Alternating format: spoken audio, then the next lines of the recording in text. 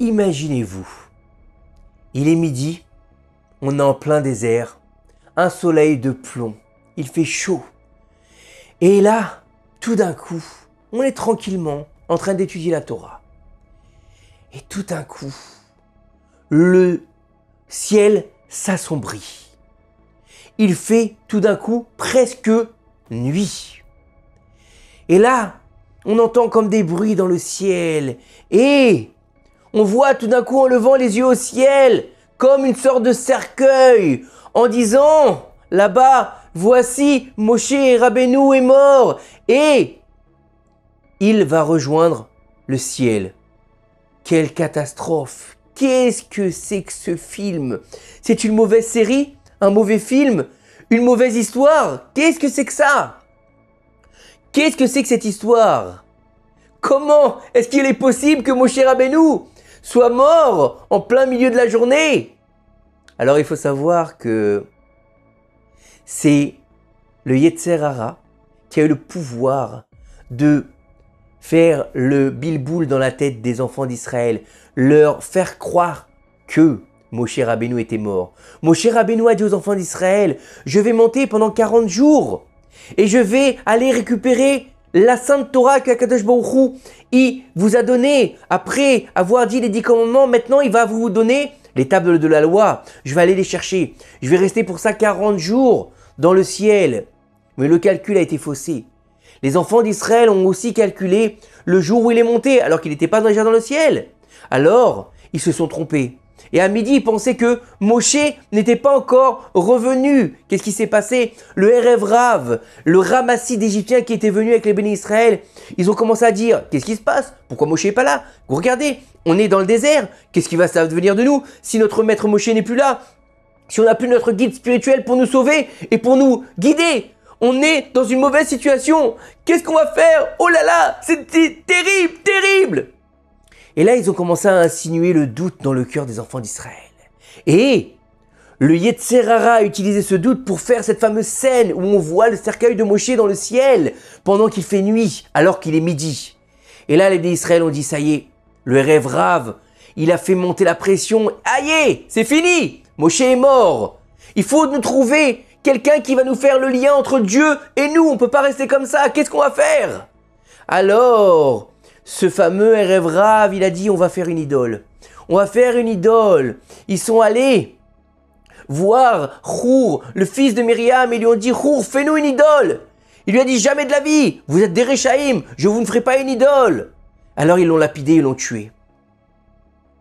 Qu'est-ce que c'est que ça? Pour une idole, ils l'ont lapidé? Oui. N'oublions pas que à ce moment-là, ça fait pas très longtemps qu'on est sorti d'Égypte. On a encore dans notre tête la culture de l'Égypte, la culture des idoles. Alors ils sont allés voir Aaron. Ils lui ont dit, fais-nous un dieu, fais-nous une idole. Alors Aaron, il a dit, je vais vous faire. Ne vous inquiétez pas, amenez-moi de l'or. On va prendre un gros chaudron, on va mettre tout l'or dedans et on façonnera une idole.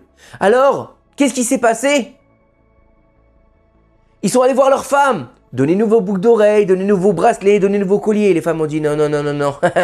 Laissez-nous tranquilles. Vous voulez faire des bêtises, vous voulez faire de la Avodah Zara, nous on n'est pas là-dedans. On n'a pas besoin de ça.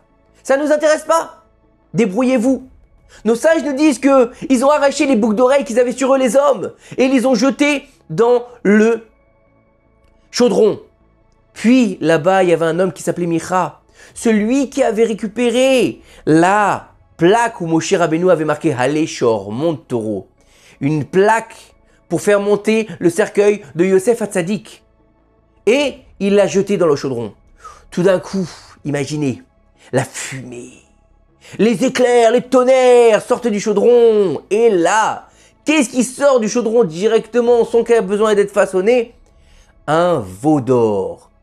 Un veau qui parle et qui marche. C'est pas une statue. Il parle et il marche. Vous entendez ce que je vous dis? Vous pensez que c'est possible? Un veau qui parle et qui marche, il est en or. Et il dit, voici tes dieux, ô Israël, qui t'a fait sortir d'Égypte. Oh, le mauvais film, la vieille histoire, Moshe n'est plus là, on a un veau. Et là, les bénis Israël, pour certains, bien sûr, pas tous, ils vont se perdre dans l'idolâtrie. Ils vont se perdre avec ce fameux veau d'or. Le veau d'or, il va être là à faire une catastrophe dans le peuple d'Israël. Ils vont se débaucher, ils vont danser, ils vont lui offrir des sacrifices. Et ils vont dire, voici tes dieux Israël qui t'a fait sortir d'Égypte. Alors que le premier des commandements c'est, je suis l'Éternel, ton Dieu qui t'a fait sortir d'Égypte. Et tu n'auras pas d'autre Dieu que moi. Alors, qu'est-ce qu'ils ont fait? Moshe Rabbeinu, pendant ce temps-là, il est dans le ciel à récupérer les tables de la loi que Dieu lui a données et qu'il a écrit dessus. Et là, Dieu il va dire à Moshe, descends, parce que ton peuple, il a fauté. Il s'est dévoyé. Quoi? C'est pas mon peuple, c'est ton peuple, Dieu. Non, c'est pas mon peuple.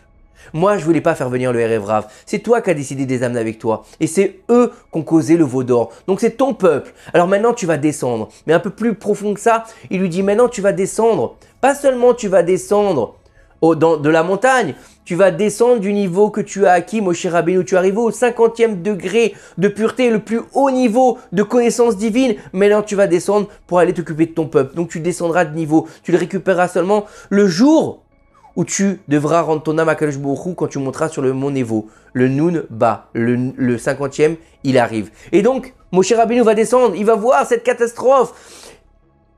Il va rencontrer dans sa descente Yoshua Binoun qui l'attendait. Et Yoshua va lui dire, j'entends des cris de guerre dans le camp. Il lui dit, non, c'est pas des cris de guerre, c'est des cris de débauche, c'est des cris de danse et de chant devant la Avodah Zara. Moshe va descendre. Et il va jeter les tables de la loi, il va casser les premières tables de la loi. Ce sera le 17 Tammuz, ce fameux 17 Tammuz où nous jeûnons, nous rentrons dans la période des 3 semaines de deuil. Pourquoi? C'est le jour où la Torah a été détruite. Puis ensuite, il va faire fondre ce veau d'or et il va punir ceux qui ont fait la faute du veau d'or. Et malheureusement, nos sages nous disent que Akadosh Baruch Hu a voulu détruire, il a voulu détruire le peuple. Moshe lui a dit, ne détruis pas le peuple. Si tu détruis le peuple, efface-moi de ton livre.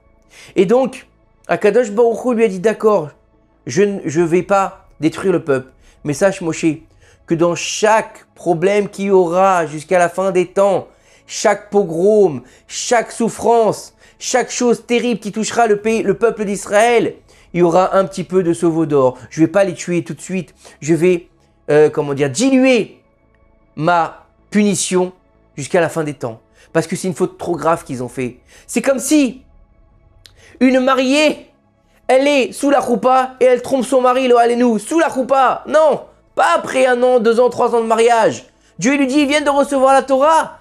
Et ils ont bafoué le premier commandement. Donc, il faut qu'ils payent.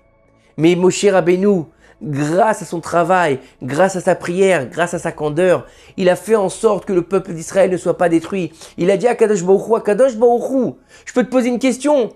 Comment est-ce que tu veux qu'une table, puisque tu veux détruire le peuple et de moi refaire un nouveau peuple, comment tu veux qu'une table avec un seul pied, elle soit plus stable qu'une table avec 3 pieds? La table avec 3 pieds, c'est la table des enfants d'Israël avec Abraham, Yitzhak et Yaakov. Si avec le mérite d'Abraham, Yitzhak et Yaakov, ils n'ont pas tenu bon, ils n'ont pas tenu droit, pourtant elle était stable cette table. Comment tu veux qu'avec moi tout seul, un seul pied, la table elle va tenir? Elle ne pourra pas tenir. Je t'en supplie Dieu, pardonne-les, jusqu'à qu'il arrive à Yom Kippour et que Dieu lui dise « Salarti kitvarecha ». Donc, il faut comprendre que l'histoire du veau d'or, c'est pas simplement un petit péché parmi tant d'autres, un petite histoire qui s'est passée et qui n'a pas d'incidence. Le péché du veau d'or, il aura une incidence sur toutes les générations jusqu'à la fin des temps. Mais quelque part, il a permis aussi au peuple d'Israël de faire une teshuva complète et de racheter son âme et de revenir dans le giron d'Akadosh Baruch Hu et d'accepter qu'Akadosh Baruch Hu le garde, le protège et qu'il soit toujours avec son peuple. Que ces quelques paroles de Torah nous aident à faire venir le Mashiach. Bimra Bemnu. Amen. Kili Ratzon. Shabbat Shalom Umevora.